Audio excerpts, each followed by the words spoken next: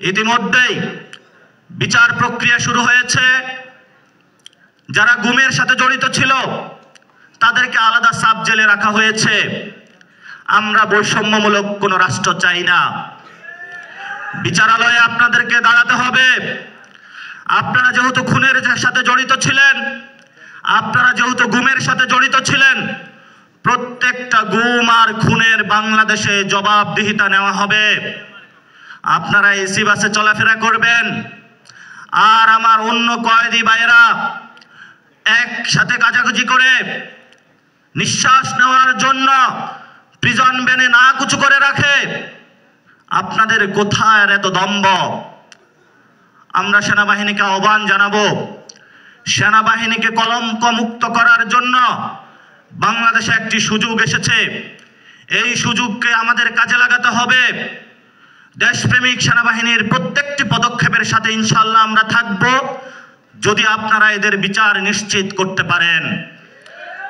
কারণ আপনাদের কিছু অফিসার আমাদের ভাইদেরকে অন্ধকার প্রকোষ্ঠে দিনের পর দিন রেখেছে। আমরা ইলিয়াস আলীর গুমের ঘটনা জানি।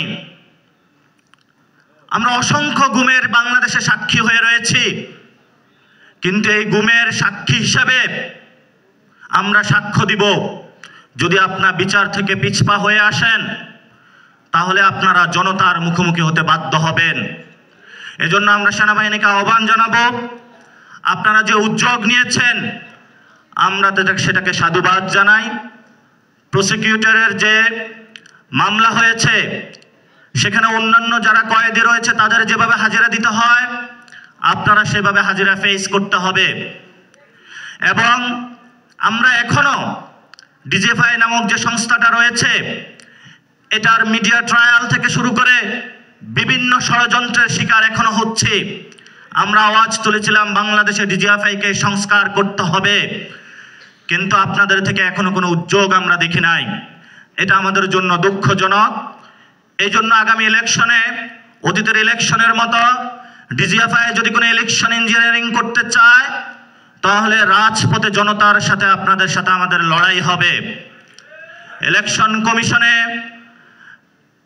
মিলিটারি থেকে একজন পার্সন দেওয়া হয়েছে, জামায়াত ইসলামী থেকে একজন দেওয়া হয়েছে, বিএনপি থেকে একজন দেওয়া হয়েছে, নতুন করে নব্য গ্যাং ঢাকাতে নাকি বের হয়েছে, ছোটন গ্যাং, সেখান থেকেও নাকি একজন হয়েছে। বাংলাদেশে কোনো ইলেকশন কমিশনে গ্যাংবাজি চলবে না। বাংলাদেশের ইলেকশনে কোনো দলবাজি চলবে না। বাংলাদেশের ইলেকশন কমিশনে কোনো পরিবারতন্ত্র চলবে না। ইলেকশন কমিশনকে মিলিটারি মুক্ত করতে হবে, সিভিল ফরম্যাটে ফিরিয়ে আনতে হবে, এটাকে জিয়াবাদ মুক্ত করতে হবে, জামায়াত ইসলামী মুক্ত করতে হবে। জনগণের ইলেকশন কমিশন জনগণকে ফেরত দিতে হবে। এবং আমরা শাপলার জন্য অ্যাপ্লাই করেছিলাম।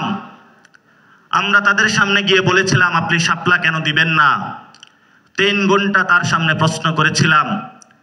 চুপ করে বসে আছে, বোবার না আসে কোনো কথা, এক কান দিয়ে শুনে আর এক কান দিয়ে বের করে দেয়। জিজ্ঞাসা করলাম আপনি যে প্রতীকের অ্যানালিস্টগুলো করেছেন কোন গাইডলাইন বা নীতিমালার ভিত্তিতে করেছেন? কোনো উত্তর নাই। বললাম যে আপনি শাপলা দিবেন না কোন নীতিমালার ভিত্তিতে? উত্তর নাই। বললাম যে আপনার এখানে ইলেকশন কমিশনে যে ভোটার লিস্ট রয়েছে সেখানে 1 কোটি মৃত ভোটার রয়েছে, আপনি কবে তাদেরকে বের করবেন? উত্তর নাই। বললাম যে ইলেকশন কমিশনে দুর্নীতি হচ্ছে, আপনি কি করবেন? বলল উত্তর নাই।